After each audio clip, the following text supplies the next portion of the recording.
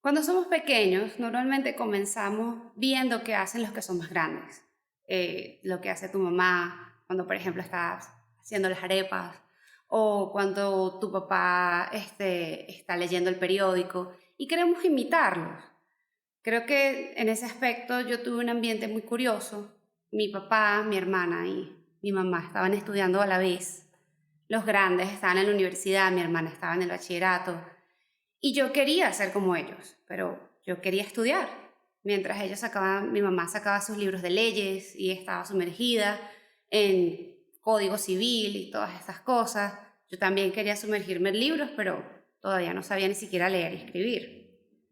Recuerdo claramente que mi hermana tuvo un tutor de física, estaba un poquito mal en la materia, y yo llegué con un cuaderno del Rey León a pedirle a este tutor que me enseñara lo mismo que le estaba enseñando a mi hermana.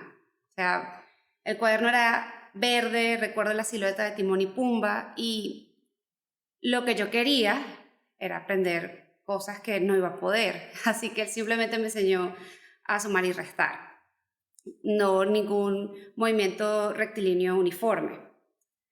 Pero bueno, así comencé con este amor por el aprendizaje, comencé con este amor por la lectura y lo siguiente fue que me fijé mucho en el rol que era mi papá. Mi papá era el que mayormente trabajaba en la casa y él era el jefe.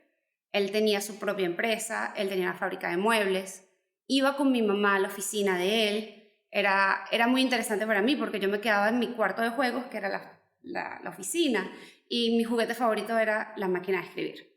Y allí en la máquina de escribir yo empezaba a tipear, yo empezaba a hacer lo poco que sabía y agarraba y también jugaba con los sellos. De hecho, uno de los juguetes que siempre soñé y nunca tuve fue la máquina de la Barbie. Pasé muchos años deseando tener esta máquina rosada y terminé conformándome con la máquina de escribir que estaba en casa. Lo que hacía era que escribía al principio palabras que conocía, cuentos que conocía con los que era familiar y después empecé a escribir letras de animes porque me encanta el anime. Pero bueno, el cuento de por qué estoy hablando de todo esto es que cuando yo tenía 20 años yo decidí emprender. Mi primer emprendimiento fue una revista digital. Era una pichurrita de 20 años con otros pichurritos de 20 años. Empezamos a aprender a hacer cosas que sabíamos pero no sabíamos. Hubo muchas cosas que eran súper técnicas, que aprendimos sobre la marcha, y hubo otras cosas que nos tocó experimentar para entender. Yo creo que lo más impresionante de todo eso fue el networking, el valor de conocer a otras personas y cómo eso, en especial en Venezuela, tiene un valor muy grande.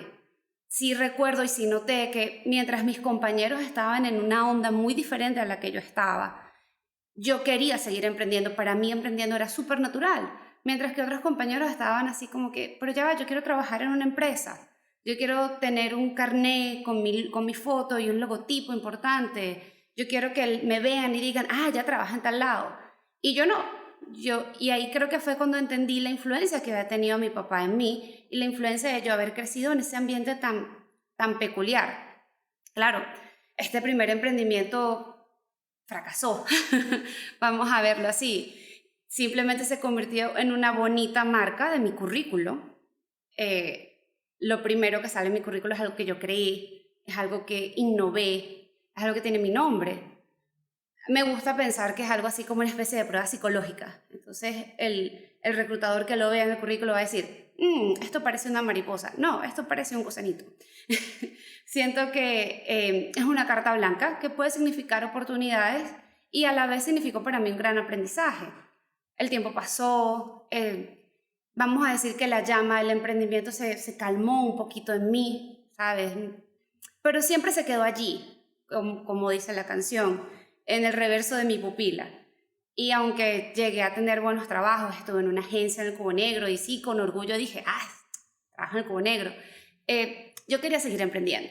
Y un día yo creo que pasó el empujón que me hacía falta. Encontré a este chico con el que trabajaba en una agencia, otra agencia de publicidad, y íbamos caminando al metro, teníamos, no sé, 5 días trabajando juntos, y él pasó 2 horas convenciéndome de que yo tenía que participar en algo que se llamaba Lidera. Yo sí había escuchado el término Lidera y sí sabía que era un programa de liderazgo y toda la cosa. Y me llamó la atención, en especial cuando él me dijo que no era necesariamente para cuestiones políticas, que lo tenía que intentar. Llegué, lo googleé y mi vida cambió. Empecé lidera, conocí personas y me di cuenta de lo importante que era continuar con el aprendizaje, ese aprendizaje que tanto amaba desde pequeña. Pasó que había dejado de aprender algunas cosas porque eran empíricas en mi día a día, estaban relacionadas con mi profesión, pero eran necesarias. Y hace falta aprender el rigor de lo que es el emprendimiento, pero encontré lo que me hace falta y era la palabra liderazgo. Cuando piensen en líder, no piensen en el capítulo de Los Simpsons de Homero, oh, líder, un culto, todo el mundo siguiendo a alguien. No, esa es una concepción del liderazgo que no es la que tenía que ver y no es la que tiene que ver con el emprendimiento. El líder es aquel que inspira, es aquel que hace que otros lo sigan, es aquel que quiere innovar, que quiere crear procesos nuevos, que tiene un sueño y se los comparte a los demás. Pero además genera cambios. A mí me gusta mucho recordar esta idea de mi papá cuando yo estaba pequeña, porque para mí mi papá era el que gestionaba esos cambios, era el que hacía que el mar se moviera, que las olas corrieran. Y bueno, mi papá también cambió de emprendimiento, así que yo volví a emprender. Comenzó este proceso de aprendizaje y comenzó este proceso de entender qué era lo que me hacía falta originalmente. Hay una persona que se llama Simon Sinek, que para mí es súper importante y hay que seguir lo que él habla, que es el círculo de oro. Cuando la gente emprende, a veces se imagina cosas como que necesito prestigio, voy a obtener dinero, voy a ser rico, millonario, voy a llegar a la bolsa y voy a tener muchas acciones multimillonarias. Pero realmente eso no es lo que es el emprendimiento. El emprendimiento es aquel que genera innovación, que genera un cambio, que genera tendencia y que finalmente inspira, porque el emprendimiento es una inspiración. Y el líder es quien lleva a cabo esto. Entonces, Simon Sinek habla de que tú debes concentrarte no en tu producto, no en tu cómo, sino en tu por qué. ¿Qué es lo que te mueve? ¿Qué es lo que te lleva a hacer lo que estás haciendo? Cuando la gente compra un Apple, no está comprando un teléfono celular, no está comprando un iPad, está comprando estatus, está comprando prestigio, está comprando este producto que no es igual a ningún otro, que no es estandarizable y que te lleva a otro lugar. La gente quiere ser como Apple, la gente desea estar en ese mundo. Y bueno, eso es porque ese es el porqué de Apple. El porqué de Apple no es hacer teléfonos. Y creo que eso los hace ser súper exitosos. Así que, volviendo acá a mi vida, me senté y me pregunté por qué. ¿Por qué hago lo que hago? Y también la pregunta que muchos venezolanos se hacen: ¿por qué estoy aquí? ¿Por qué me quedé? ¿Por qué no me fui? Y me di cuenta que yo quería generar un cambio. Y sí, es la cosa más millennial que puedo decir. Es la cosa más millennial y sí, soy una millennial venezolana. Yo quiero dejar una huella, yo quiero cambiar lo que estoy viendo y quiero ser parte de ese proceso innovador. Así que cuando te preguntes qué es ser emprendedor, cuando te preguntes qué es ser líder, date cuenta de que van de la mano y son aquellos que inspiran, que crean y generan un cambio. Piensa en esa niña que tenía 5 o 6 años y soñaba con la máquina de escribir de la Barbie, o que andaba con un cuaderno del Rey León aprendiendo a sumar y restar. Piensa en cómo nosotros somos un reflejo de aquello que vimos cuando estábamos jóvenes.